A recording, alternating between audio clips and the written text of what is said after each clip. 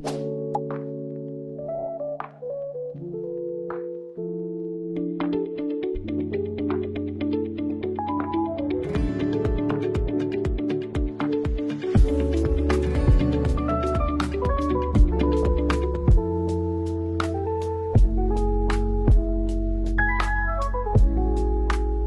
day, Ma'am Davilame Santa Ana. Our speech outline is all about respect for elders. There's a famous quote from Theo Walker that says, "To care for those who once cared for us is one of the highest honors." How wonderful it is to be reminded by this quote that our elders deserve not only our attention, but also our gratitude and respect for them. Today, in this speech, we will talk about why respecting our elders is important, as it is a value that determines our cultural identity. It helps us and strengthens us as one community and helps us learn the value of our elders who pass their wisdom on us. Now, let's dig into this topic more, help us appreciate our elders. Good afternoon, everyone. My name is Christian Sibilia Barnido. I am one who has been assigned to present our thesis topic, which is respecting for elders. So let's start. First thing first is thesis number 1. Thesis number 1 has 3 supporting details. Let's start from supporting details number 1.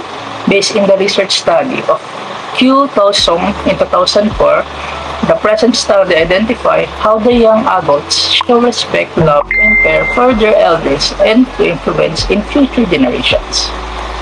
Supporting details number 2, the research study of conducted by Chu Johnston and Sarah J. Barbers in 2013 is to demonstrate the effects of good behavioral traditions to respect the elders through giving a right treatment and not to be abused by protecting them. Supporting details number 3, based in the research study of Suzanne M. Stilgenbauer, 1996. It presents the importance of being good individual through giving respect to those elders and giving empathy and love for those experiences that give us a lesson and to become a good image to the future generations. Let's get on the next details about how we appreciate our elders. Good morning to everyone, especially Ma'am Santa Ana, and we are the group that will explain the topic about respect for elders together with my companions. Now, this is my first supporting detail about our topic. Thesis 2. A supporting detail 1, research indicates that older individuals perceive respect in family relationships through attention to their preferences, sincere interactions, and supporting for the autonomy. Such respect enhances their well-being and reinforces familiar connections. My second detail. Supporting detail 2. Many cultures uphold traditions that emphasize respect for elders.